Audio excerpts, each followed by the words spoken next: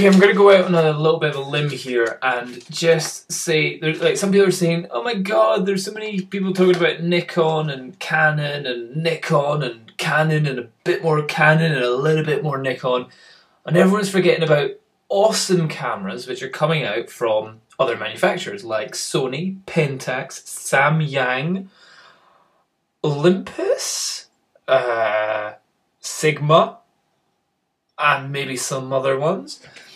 And a lot of people go like, why do you guys only talk about Nikon or Canon and all that stuff? Well, the reasons are because we've invested money in Nikon and we've invested money in Canon, both in the bodies and the lenses.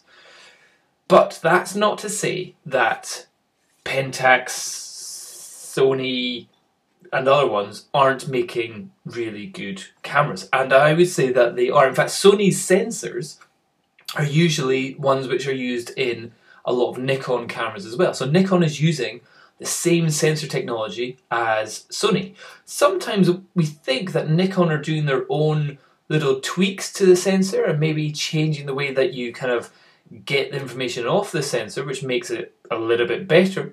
Nobody really knows. The companies don't really talk about it. But there's kind of a couple of reasons. Like what I would say is, if it was Nikon and Canon, two big boys, the next one after them, I would definitely say, is Sony. Now, Sony's cameras are badass. I've no doubt about it. And a lot of their SLR lenses that they've brought out are fantastic. There's no question about that as well.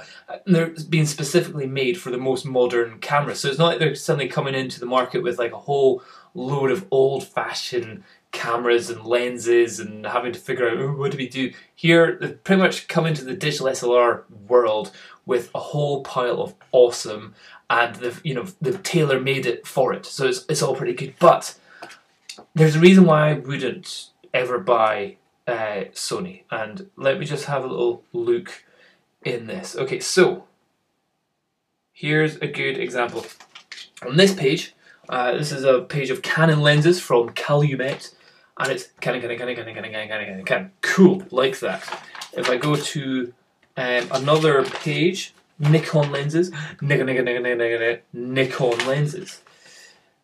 Cool, like that a lot. Lots of option. If we go to Sony, couple. Not a huge amount. And then Sony Alpha NEX, so they're smaller lenses, not very many.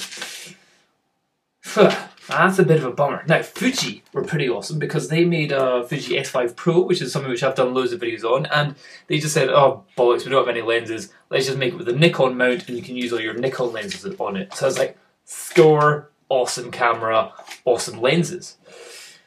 But Sony, I would say their cameras, brilliant. Their frames per second, amazing. Their megapixel range, superb. Their cool extra features with their like movable screens and their panoramic and their high. They're even doing one which has got 60 frames or 60p full HD digital SLR with continuous phase detection video recording. It's like, oh my god, that's so badass. That's like better than what Nikon and Canon are doing by a long shot.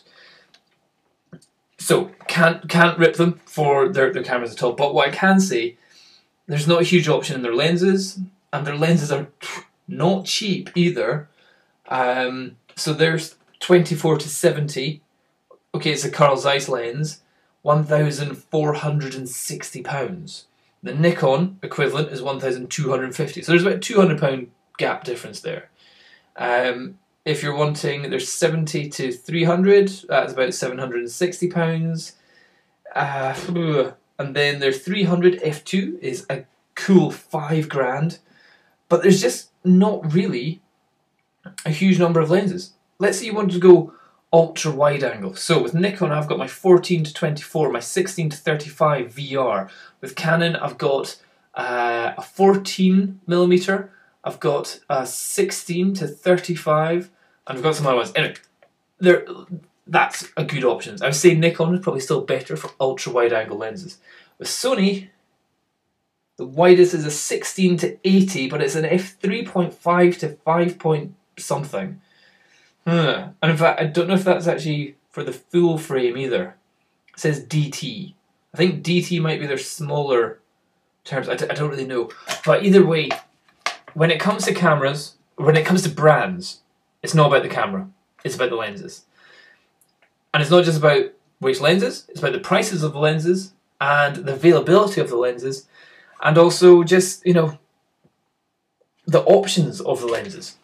So with Nikon, I could browse a catalogue and just like over all their beautiful images of all their awesome lenses, of all the things that you could capture with their amazing lenses.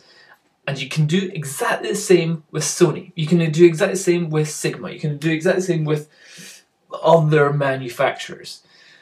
But if you've already invested money in Nikon and Canon and whatever, then you're not really ever going to look anywhere else. So that's where I think stuff like Sony, Sigma, Samyang, Olympus and all that stuff, Pentax, they have to capture the new crowd, the new photographers. And that's usually the beginner photographers.